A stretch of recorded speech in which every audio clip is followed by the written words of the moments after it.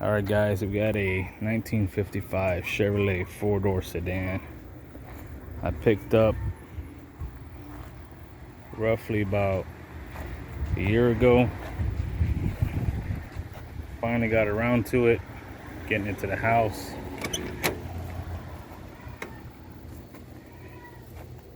Now it had a front seat, but I took it out. Now the problem I was having is that I bought it without a title, and I'm in Texas. So with me, it wasn't such a big deal. I didn't really care because I knew I could get one as long as the numbers were clean. So a lot of people don't talk about how to get a title, at least in Texas. But I'm gonna tell you how I did it. First, you gotta run your VIN, get that ran, make sure it's okay. Second, you have to take it to the Department of Motor Vehicles Auto Theft Unit. You can look them up, and you have to make an appointment with them so they can take a look at the vehicle, make sure that, of course, it's not stolen. Two, that it's actually rebuildable. And three, they have to check the VIN again, and they also have to check the VIN on your frame. I had to cut my floorboard out because the first time I went, they put mirrors under here, tried to get the number, they couldn't get it. So I just made it easier on myself and on them. The numbers are located right there, right under this brace. So I just cut out the spot welds, cut out the floor. This one needs to be replaced anyway, so I mean, it's no big deal. This piece is actually solid. Back here is solid, so I kept this piece. Gonna go like that. I'm gonna weld it back in. No big deal. And the DMV, they need 3 points of inspection as far as the numbers go. Up here, your frame, and your engine number. So this one has the original straight 6 in it. And the numbers that they're going to be looking for, not the casting numbers, but the block numbers themselves. It's going to be a little pad right there. Clean that up, and they're also going to be looking at those numbers. That's the body information, what model it is, and blah blah blah. So if you don't have an original engine and you just put a motor and transmission in there, what's going to happen is they're going to go by the year of the engine as well as the year of your transmission, and they're going to put 55/ whatever that may be on the title. So if you ever try to sell it or something, it's not going to look that desirable with another year on it. So if you have the original engine, keep it in there as long as you can, at least to get the title done. So once you get that inspected, you're going to fill out a bunch of papers at the DMV, and once that's completed, you have to go to a place that does surety bonds. You have to pay for an surety bond. That helps you clarify that you are receiving the vehicle and that you do have the vehicle in your possession. And once you buy that, then once that's done, you got to go back to a DMV tax assessor's office. Once that is completed, you have to pay their fee. When I got my surety bond, it was $340 something plus a $15 fee to do some stupid paper. And as far as the police inspection, you have to set a date to go get it inspected. After that is done at the DMV and at the tax assessor's office, they'll get you your title within 12 days. Now, when you get your title, it's going to be a bonded title to your vehicle. So in 3 years' time, you can go back, re-register the vehicle like, hey, I'm going to put plates on it, or you just want to change from bonded title to original title. Bonded title, I mean, it's no big deal, but I mean, just for a peace of mind, you can go back and says, hey, you know, I want to change it to original title. And you can get it. So that's a 3-year period. That's how I got the title on my car, because you try to pay somebody, they're just going to give you the runaround. You're going to have to do all this on your own, pay the DMV, pay the tax assessor's office, and then pay the guy that's actually doing your paperwork. And mind you, when you get this paperwork done, you have 30 days from the date of inspection. So don't drag your feet on it. Get it done. Because I went through some guy, he said, oh, I can get you a title, blah, blah, blah, blah. It was BS, man. It didn't go through. I did all the legwork anyway, and I'm like, what the hell am I paying this guy for? But those are the steps you have to take, at least in Texas, to do that. Now, enough of that. So here's the original inline 6. I'm going to get rid of it, and it has an automatic transmission. I'm getting rid of that as well.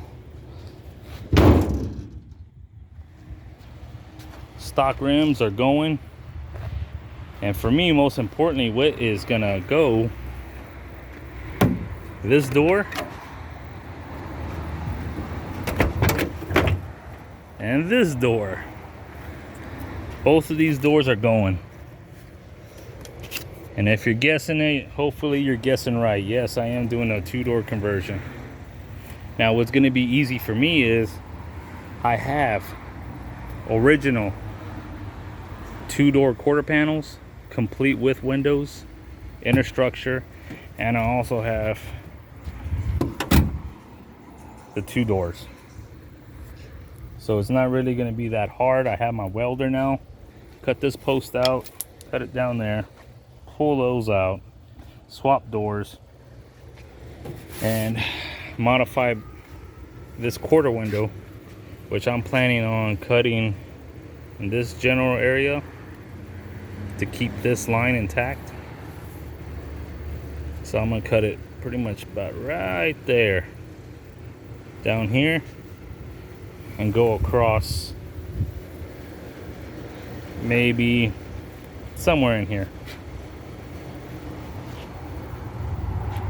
and just replace a whole quarter, glass and all, post, the pillar, everything, with the 2-door. Getting rid of all this, I don't need it. The floors are pretty solid, with the exception of just a couple holes right there, and the one I made, of course. I do have a 1955 Chevy pickup truck straight axle I plan on putting under it. I have another differential I'm gonna change out. Disc brakes on the front axle. And I do have a big block 454. I have a Muncie 4-speed. So I'm getting rid of the inner wheel wells, the hood and the fenders. On the inside, I'm bolting them together.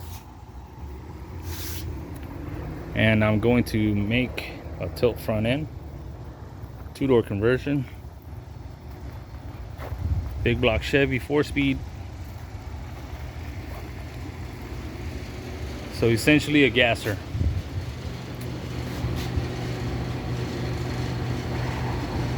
So this is what we have going on here.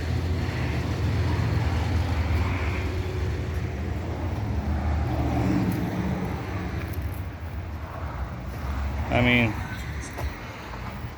for the car being as old as it is, as complete as it is, you know, I paid $2,000 for it.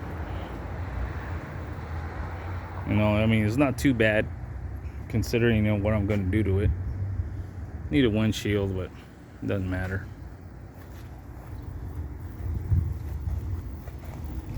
And my doors, well, to my 2-door, it has rust right here, so I'm gonna use these doors to patch up my 2 doors that are rusted.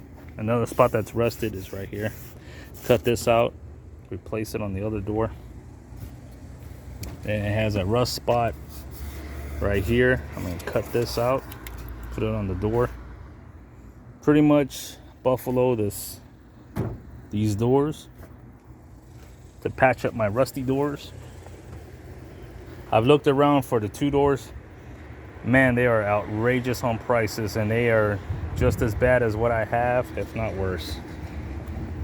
So I'm just gonna fix what I have.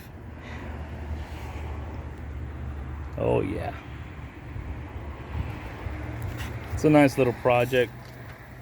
Looking forward to it. I know she's dirty and rough, but you have to start somewhere. It's not really gonna cost me that much money because I have a welder. I have good metal. It's here. So little rust patches that I need, I'm gonna use this.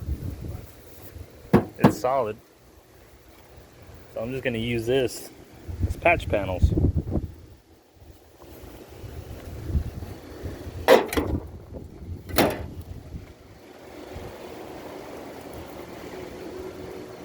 It's a cool looking car, in my opinion. I like it.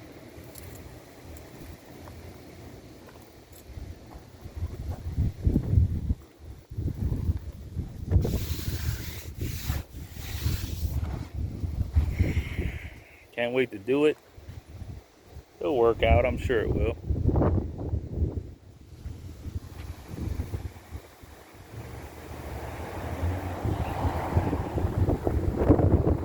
Alright guys and girls, see you on the next one.